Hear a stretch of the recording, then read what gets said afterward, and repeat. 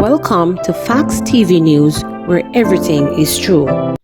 A decent boy. As the police prepare to lay additional charges against 25-year-old Ronaldo Ricketts, who has already been slapped with murder charges for the deaths of 4 homeless people, a family friend has described him as a Christian boy who wanted for nothing. His parents said the woman, who asked not to be identified by name, had been shattered by the news of his arrest. His parents are decent people, father decent, mother decent.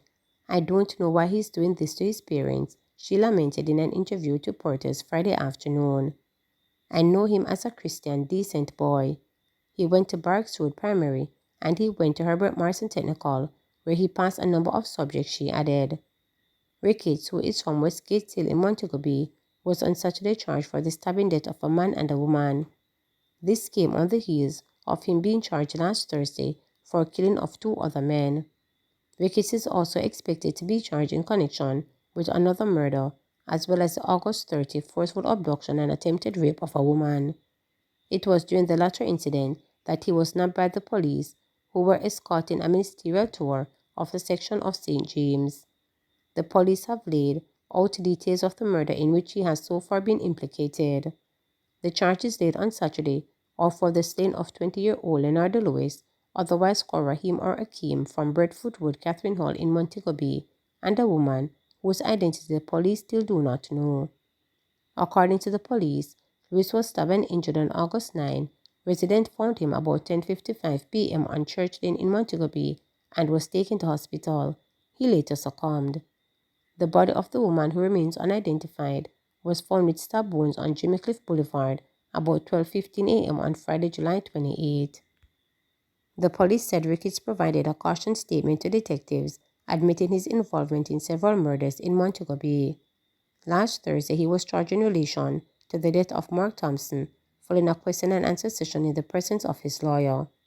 Thompson was stabbed to death about 11:45 p.m. on August 19, 2023, and his body found on St. Calvert Avenue in Montego Bay.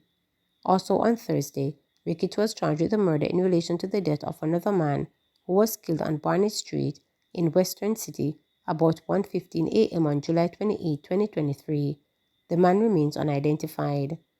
In September 1, an interview with the Jamaica Constabulary Force Corporate Communications Unit, Police Commissioner Major General Anthony Anderson said forensic evidence and technological capabilities had linked a suspect to the killings of 5 homeless men in St. James, and the charges were likely to be laid soon.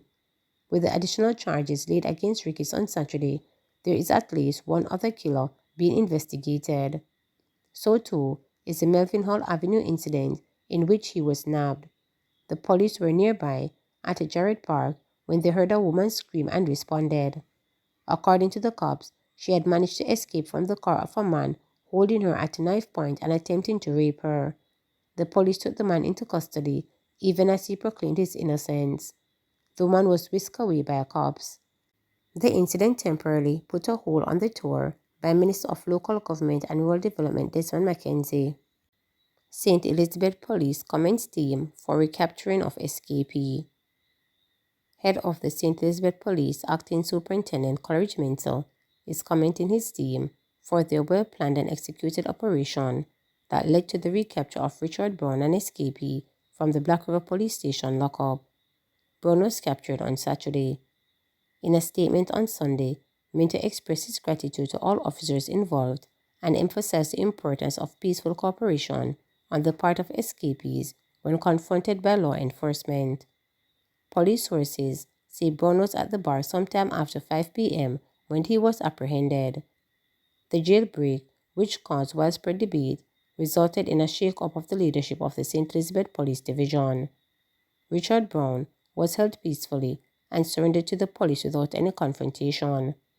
Richard Brown was charged with 4 counts of robbery and also illegal possession of a firearm. He is now back in custody safely, and our investigations will continue, Minto stated. At the same time, Minto is appealing to individuals who may be evading the law to consider surrendering to the police rather than engaging in confrontations. He has encouraged them to seek legal advice and turn themselves into the Black River Criminal Investigations Branch or any police station of their choice. In addition, Superintendent Minto issued a stern warning to those involved in violent activities within the parish, urging them to follow Bond's example and surrender peacefully to the authorities. He remarked that the St. Elizabeth Police remain committed to ensuring the safety and security of the community and will take appropriate action against those who resist arrest.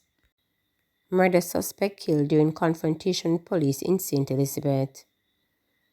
A man listed as a murder suspect by the St. Elizabeth Police was shot and killed during a confrontation with police officers on Saturday.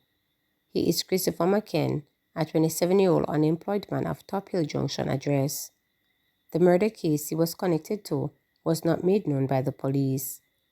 According to Acting Superintendent Coleridge Minto, head of the St. Elizabeth Police, sometime after midnight, the information that we received is that men traveling on a motorbike were planning to commit a robbery of a returning resident. A police team intercepted two men traveling on a bike along the Top Hill Main Road, which led to a confrontation between the men and the police. One man was shot and injured and was taken to the hospital where he later died, Minto added. Minto said McKen was a murder suspect in a matter that was being investigated by the police. The acting superintendent said McKen was also being investigated for several robberies committed in the parish. He said one Smith & Wesson pistol with cartridges were recovered. The other man managed to escape. Minto stated quite a number of robberies have been taking place in the area by men traveling on motorcycle. Over the past 2 weeks, a total of 43 bikes have been seized by the police. Most of the bikes were unregistered, uninsured. The drivers were driving without driver's license. In almost all cases, persons held were not wearing any helmet. Minto also revealed that over the last 3 days, 23 persons were arrested for driving without a driver's license, among other offenses. Man dies after reportedly being electrocuted in St. Anne. A 57-year-old man was reportedly electrocuted in Runaway Bay, St. Anne on Saturday morning.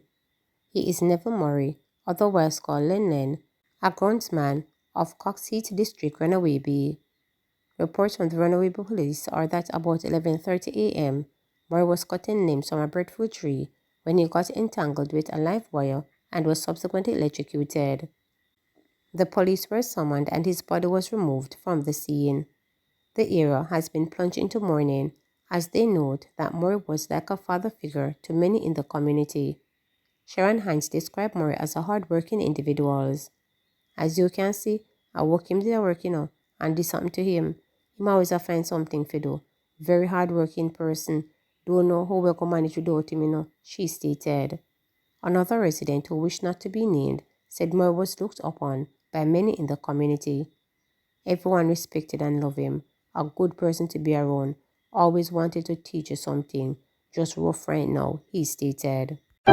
Please remember to subscribe, like, share, and click the notification bell.